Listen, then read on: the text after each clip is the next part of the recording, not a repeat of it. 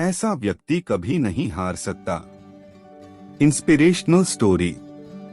बहुत पुरानी बात है। एक जंगल में एक गुरुकुल था जिसमें बहुत सारे बच्चे पढ़ने आते थे। एक बात की बात है, गुरुजी सभी विद्यार्थियों को पढ़ा रहे थे, मगर एक विद्यार्थी ऐसा था जिसे बार बार समझाने पर भी समझ में नहीं आ रहा था।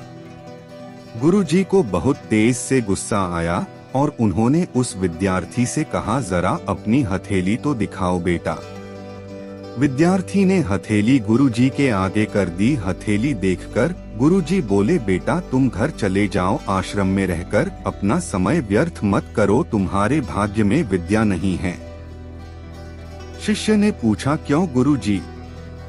गुरुजी ने कहा, तुम्हारे हाथ में विद्या की रेखा नहीं है। गुरुजी ने एक होशियार विद्यार्थी की हथेली उसे दिखाते हुए कहा, यह देखो, ये है विद्या की रेखा, यह तुम्हारे हाथ में नहीं है, इसलिए तुम समय नष्ट ना करो और घर चले जाओ और वहाँ अपना कोई और काम देखो। यह सुनने के बाद उस विद्यार्थी ने अपने जेब से एक चाकू निकाला जिसका प्रयोग वह रोज सुबह अपनी दातुन काटने के लिए करता था। उस चाकू से उसने अपनी हाथ में एक गहरी लकीर बना दी। हाथ में खून बहने लगा। तब वह गुरुजी से बोला, मैंने अपने हाथ में विद्या की रेखा बना ली है गुरुजी।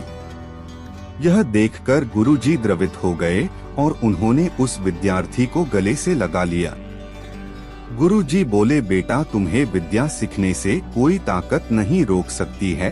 दृढ़ निश्चय और परिश्रम हाथ की रेखाओं को ही बदल देती है। दोस्तों, वह विद्यार्थी आगे चलकर महर्षि पाणिनि के नाम से प्रसिद्ध हुए, जिसने विश्व प्रसिद्ध व्याकरण अष्टाध्यायी की रचना की है। इतनी सदियां बीत जाने के बाद भी आज 2700 वर्षों बाद भी विश्व की किसी भी भाषा में ऐसा उत्कृष्ट और पूर्ण व्याख्या का ग्रंथ अब तक नहीं बना।